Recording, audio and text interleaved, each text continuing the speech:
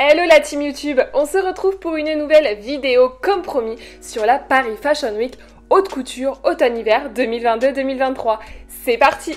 Comme vous le savez, lors de la Fashion Week haute couture, les maisons font appel à leur créativité et à leur côté artistique. Il n'y a donc pas vraiment de tendance qui se dessine. Donc pour cela, je vais vous débriefer un petit peu ce que j'ai vu lors de cette Fashion Week avec un mot pour chaque maison, voire un peu plus. On commence tout d'abord avec le défilé Schiaparelli. Incroyable, voilà mon mot, incroyable. Élégant, classe, ce défilé était magnifique. On est vraiment habitué avec Schiaparelli à avoir toujours des pièces très élégantes, souvent avec des bijoux intégrés, mais là, encore une fois, on n'a vraiment pas été déçus. Passons ensuite au défilé Dior. Là, pour le coup, on change totalement de registre. On a plutôt un défilé sur le thème campagne, paysan, petite maison dans la prairie en fait, avec les robes comme ça, volant, les carreaux. Donc pourquoi pas. Après c'est vrai que pour une haute couture on s'attend forcément à avoir des pièces un petit peu classe. Et ben là pas du tout. Dior pour le coup a complètement cassé ce qu'on peut penser de la haute couture. Passons à la maison Stéphane Roland. Là on est habitué à avoir des pièces très élégantes, très classe, et pour le coup je n'ai pas du tout été déçue.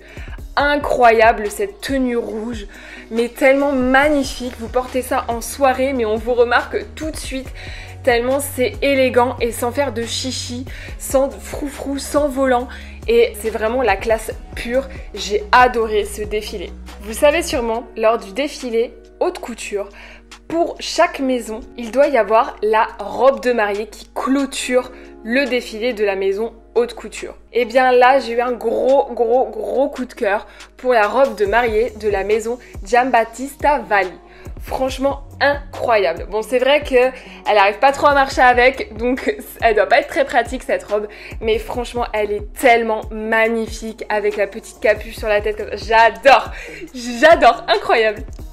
Zouhair Mourad, mon créateur préféré du moment. J'ai tellement hâte qu'il soit enfin à l'affiche des maisons haute couture. Pour l'instant, il n'est que membre invité. Il doit être membre invité pendant 4 ans avant de devenir membre permanent haute couture.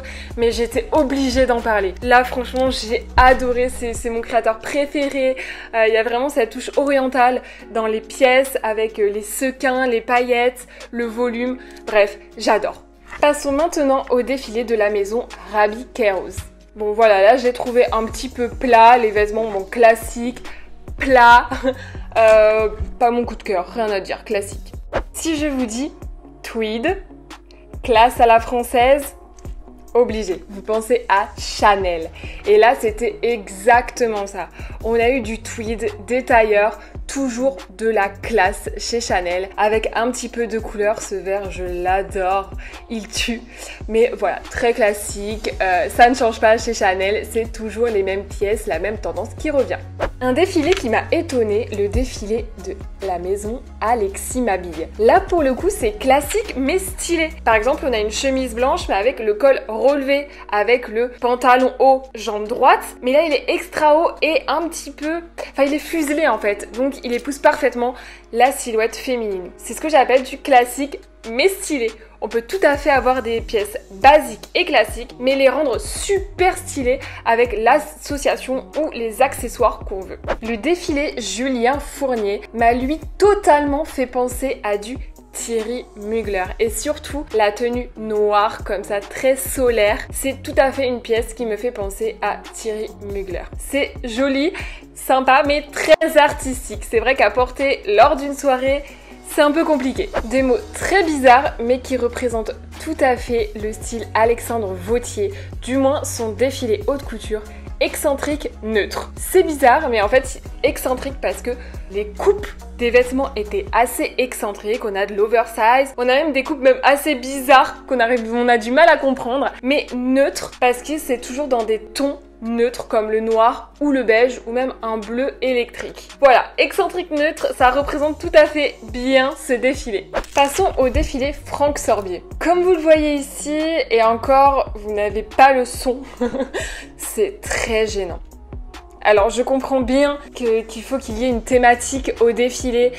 Il n'y a pas de souci, aucun problème, mais vraiment très gênant pour des pièces en plus qui n'étaient pas folles. On passe. Un défilé qui m'a chamboulée, surprise. Il était long, mais j'ai tenu jusqu'à la fin parce que je me suis pas ennuyée. Incroyable défilé.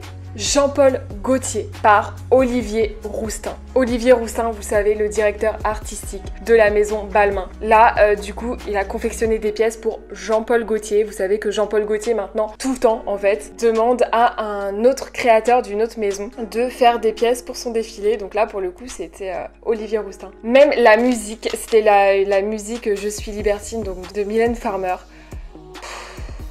Incroyable défilé, franchement, si vous pouvez aller le voir, allez-y.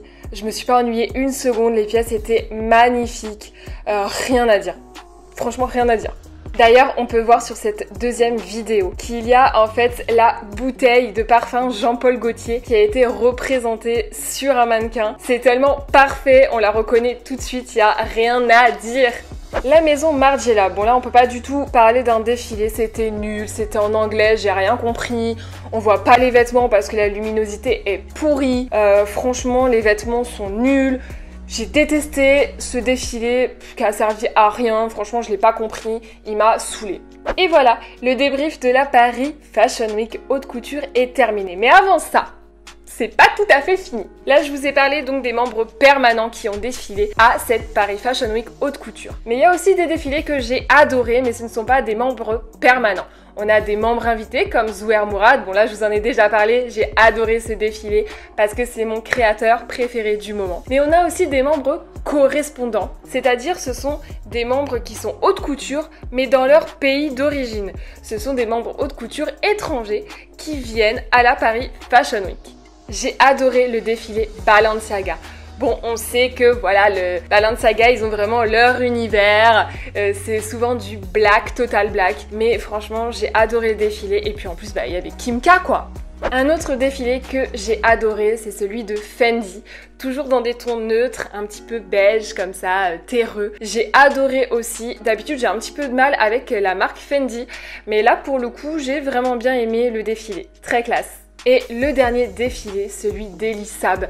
Bon, c'est vrai que Elisab ne nous déçoit jamais. C'est toujours des pièces somptueuses, de soirée, classe, élégante. Moi, c'est vraiment ça que je recherche en fait dans les défilés et surtout dans la haute couture, c'est d'avoir des pièces chic, classe et élégante. Que quand tu arrives dans une soirée, on se dise « Oh my god !» Rien à voir, elle a pas acheté chez Zara sa robe quoi. Et parfois, même si on se dit que c'est de la haute couture et que ça coûte cher, on peut quand même avoir des robes où on se dit « Mais en fait, chez Zara, j'aurais trouvé la même quoi. » Donc là, moi, voilà, dans la haute couture, ce que je recherche, c'est vraiment un waouh, un truc de fou quoi. Et c'est vraiment ce qu'on a chez Elisab comme chez Zouer Mourad d'ailleurs.